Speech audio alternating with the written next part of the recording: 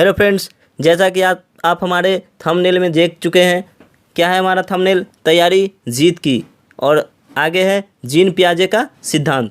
तो हम इसमें बात करेंगे जीन पियाजे के सिद्धांत के बारे में। उन्होंने कौन कौन से सिद्धांत दिए थे, ऐसी बात करेंगे कि एक भी प्रश्न से बाहर नहीं आएगा। तो चलिए शुरू करते हैं। जीन पियाजे का सिद्धांत, ये सी टेट और स्टेट दोनों के लिए होगा।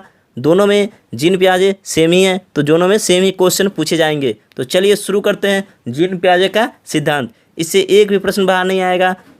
तो चलिए शुरू करते हैं हमारा जीन पियाजे का सिद्धांत के बारे में। सरकारी नौकरी की बेहतर ऑनलाइन तैयारी के लिए एग्जाम द्वारा चैनल को सब्सक्राइब कर ले। यहाँ आपको बेहतर ऑनलाइन तैयारी कराई जाती है। तो पहले हम देखते हैं जीन पियाजे का कौन सा सिद्धांत है। तो जीन पियाजे का संज्ञानात्मक विकास का सिद्धांत।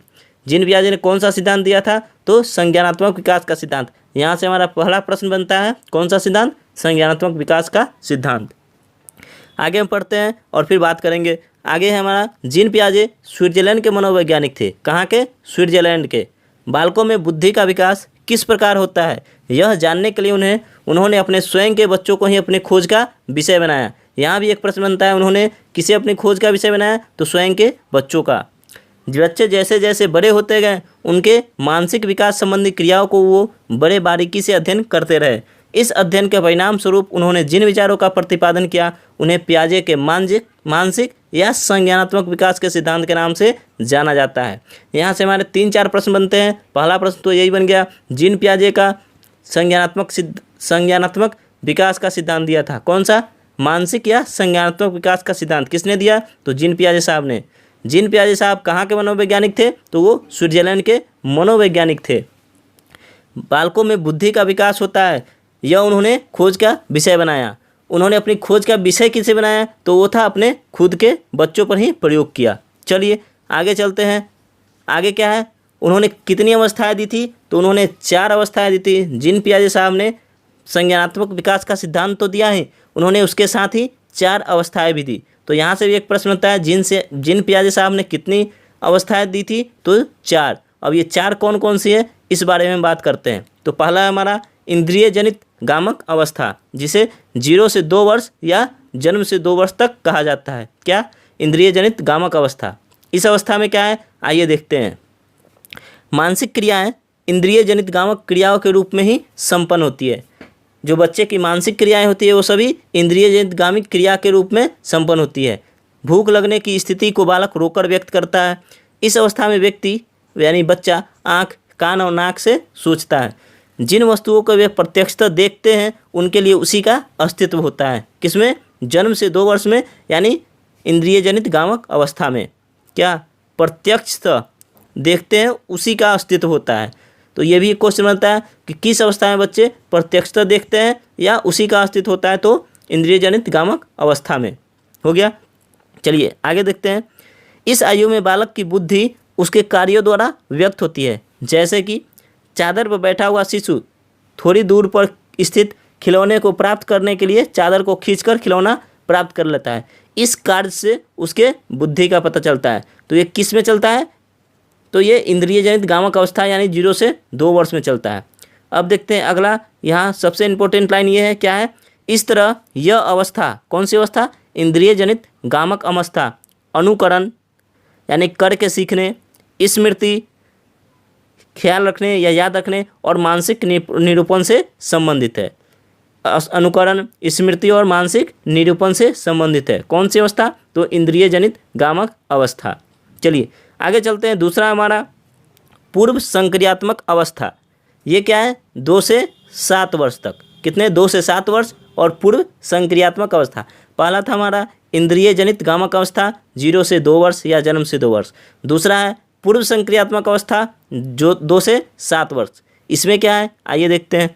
इसमें इस अवस्था में बालक अपने परिवेश की वस्तुओं को पहचानने एवं उसमें विभेद करने लगता है। किसमें? पूर्व संक्रियात्मक अवस्था 2 से 7 वर्ष तक में परिवेश को पहचानने और उसमें विभेद यानी अंतर करने लगता है।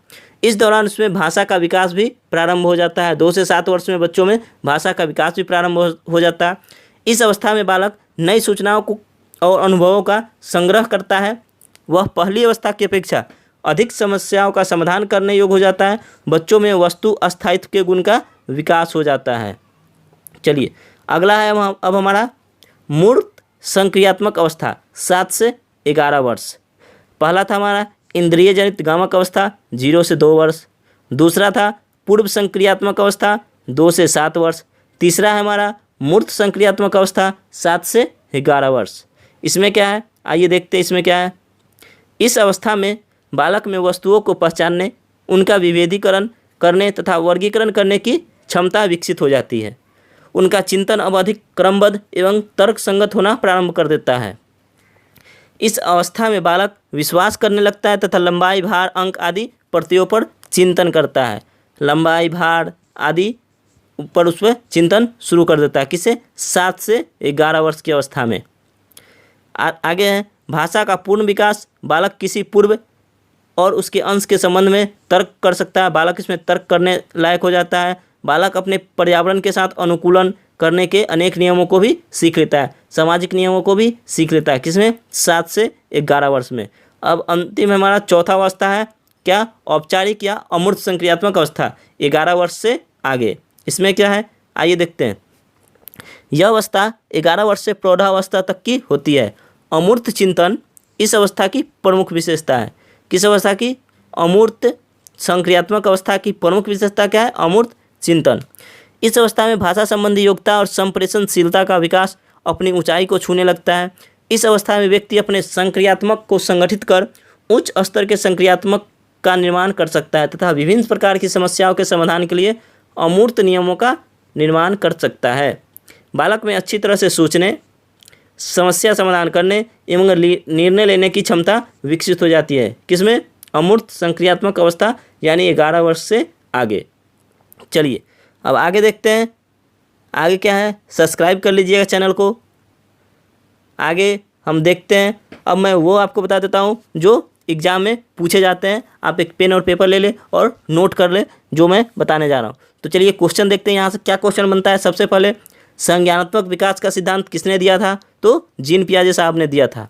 जीन पियाजे साहब कहाँ के मनोवैज्ञानिक थे? तो वो स्विट्जरलैंड के मनोवैज्ञानिक थे। उन्होंने प्रयोग किस पर किया था? तो क्वेश्चन बनेगा स्वयं के बच्चों पे प्रयोग किया था। चलिए आगे हमारा जीन पियाजे साहब ने संज्ञानात्मक विकास का सिद्धांत दिया। इसके अलावा उन्होंने कौन कौन से और सिद्धांत दिए थे? तो आप नोट कर लीजिए, ये आपको काफ़ी हेल्प करेंगे। तो संज्ञानात्मक विकास का सिद्धांत जीन पियाजे, कार्य क्रिया अर्जन का सिद्धांत मैं आपको लिख कर बता देता हूँ। यहाँ क्या है, संज्ञानात्मक विकास हुआ, संज्ञानात्मक विकास जीन पियाजे साहब ने। दूसरा है हमारा कार्य क्रिया अर्जन सिद्धांत किसने दिया? तो जीन पियाजे साहब ने ही दिया था। नैतिक विकास का सिद्धांत, ये भी इम्पोर्टेंट है। क्या? नैतिक विकास का सिद्धांत किसने दिया? तो जीन पियाजे साहब ने। निर्माण और खोज का सिद्धांत किसने दिया? तो जीन पियाजे साहब ने। और है मानसिक विकास का सिद्धांत, मानसिक या संज्ञानात्मक। अभी हमने बात की मानसिक या संज्ञानात्मक विकास का सिद्धांत किसने दिया? तो जीन पियाजे साहब ने। मैं फिर से एक बार रिपीट करता हूँ। संज्ञानात्मक विकास का सिद्धांत, कार्य क्रिया अर्जन का सिद्धांत, नैतिक विकास का सिद्धांत, निर्माण और खोज का सिद्धांत, मानसिक या संज्ञानात्मक विकास का सिद्धांत किसने दिया? तो चाहे कोई भी इस सब में से कोई भी सिद्धांत हो, ऑप्शन कोई भी हो, आंसर सिर्फ एक होगा। क्या? जीन पियाजे साहब ने। ये सभी सिद्धांत जीन पियाजे साहब ने दिया था। और इसमें कुछ क्वेश्चन आता है, जैसे समावेशन क्या है, अनुकूलन क्या है, आत्मसातीकरण क्या होता है या समायोजन क्या होता है। ये क्वेश्चन अक्सर पूछे जाते हैं। तो मैं आपको बता देता हूँ परिभाषा कि समावेश क्या कहलाता है। तो वह क्रिया जिसके द्वारा संज्ञानात्मक संरचना को संशोधित किया जाता है समावेश कहलाता है। वह प्रक्रिया जिसके द्वारा संज्ञानात्मक संरचना को संशोधित किया जाता है समावेशन कहलाता है। अनुकूलन क्या है? तो वातावरण के अनुसार स्वयं को ढालना पियाजे के अनुसार अनुकूलन कहलाता है। क्या? अनुकूलन कहलाता है। चलिए अब अगला है आत्मसातीकरण। पूर्व ज्ञान के साथ नए ज्ञान को जोड़ने की प्रक्रिया आत्मसातीकरण कहलाता है। और लास्ट है हमारा समायोजन, पुराने स्कीमा या पुराने ज्ञान में नए ज्ञान को जोड़ना क्या कहलाता है? समायोजन कहलाता है। चलिए अब एक और लास्ट इम्पोर्टेंट है, ये भी क्या, तो संज्ञानात्मक या मानसिक विकास का महत्वपूर्ण क्या है, महत्व क्या है शिक्षा में, इसका क्या महत्व है, क्या चीज़ का? संज्ञानात्मक या मानसिक विकास का। तो संज्ञानात्मक या मानसिक विकास निरंतर चलने वाली प्रक्रिया है। तार्किक चिंतन में बाल्यावस्था महत्वपूर्ण है। चलिए इसी के साथ हमारा आज का ये सेशन समाप्त होता है। इसमें हमने जीन पियाजे साहब के बारे में बात की। आप चाहे तो इसे नोट कर सकते हैं। मैं फिर से एक बार रिपीट कर देता हूँ जो सिद्धांत हमने बताए थे। क्या बताया? संज्ञानात्मक विकास का सिद्धांत जीन पियाजे साहब ने दिया। कार्य क्रिया अर्जन का सिद्धांत जीन पियाजे साहब ने दिया।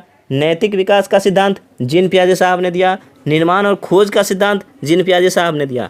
मानसिक या संज्ञानात्मक विकास का सिद्धांत जीन पियाजे साहब ने दिया। इसमें से कोई भी ऑप्शन हो, बस आंसर एक होगा, जीन पियाजे साहब ने दिया था। तो इसी के साथ हमारा ये सेशन समाप्त होता है। हम आपसे फिर मिलेंगे नेक्स्ट सेशन में। और मैं आपको बताता हूँ कि छोटे छोटे वीडियो में 5-7 मिनट की इस वीडियो में ऐसे ही हम सारे सिद्धांत कर जाएंगे एक एक कर। बस आप एक पेन और पेपर लेके बैठिएगा। जब भी हमारा ये वीडियो आएगा, जब भी अगले सिद्धांत का वीडियो आएगा, आप एक पेन और पेपर लेकर बैठे। तो चलिए इसी के साथ हमारा ये सेशन समाप्त होता है। हम आपसे फिर मिलेंगे, तब तक के लिए जय हिंद, जय भारत।